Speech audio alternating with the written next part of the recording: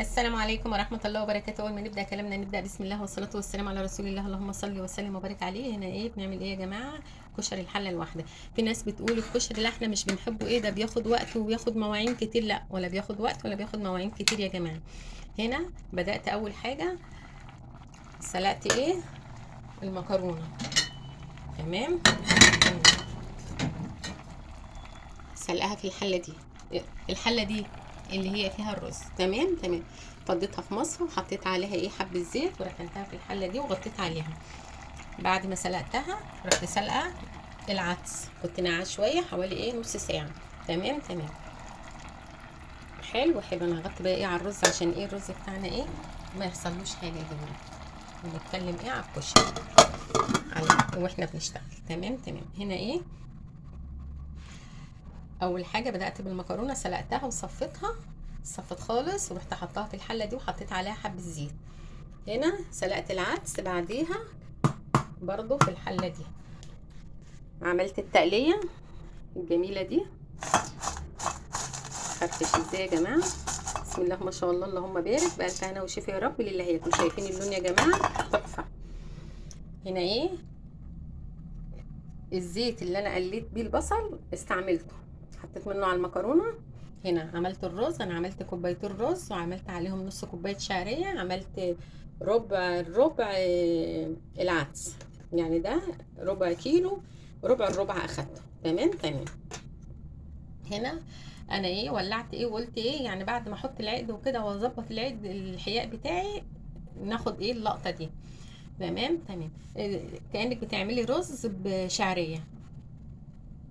باخد الزيت اللي انا مقليه في البصل بشتغل بيه كله، بقلي منه التقليه بتاعه التسبيكه، بقلي منه بعمل منه الرز.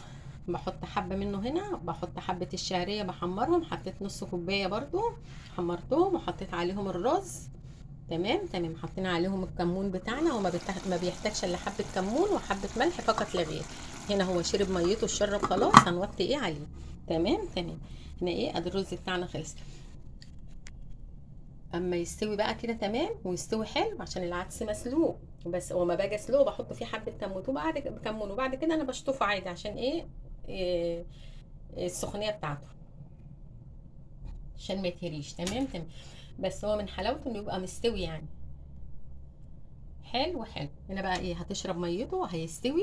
اول ما يستوي هروح حاطه عليه المكرونه، اروح حاطه الاول عليه العدس واروح حاطه عليه المكرونه وكله كده مع بعضيه وبروح مقلباه.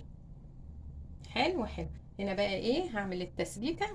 هعملها بقى ايه اللي هستعملها طاسه كبيره. انا هعمل التسبيكه مش في حله، كمان في طاسه كبيره عندي بحمر فيها البصل. والبصل يا جماعه قبل لازم تعملي يا بالمبشره يا بسكينه حاميه.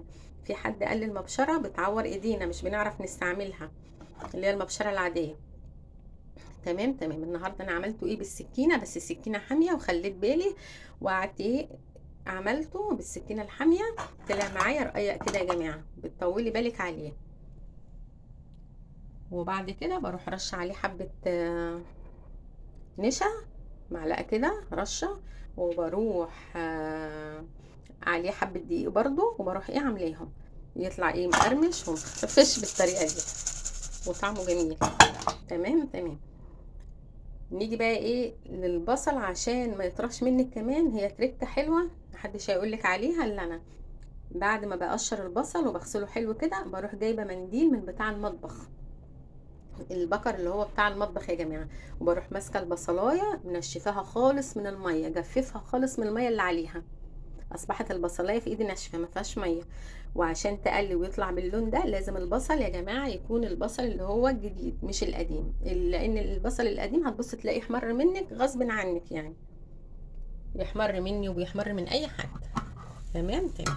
انا ايه شرب الميه ما شاء الله، وطيت عليه.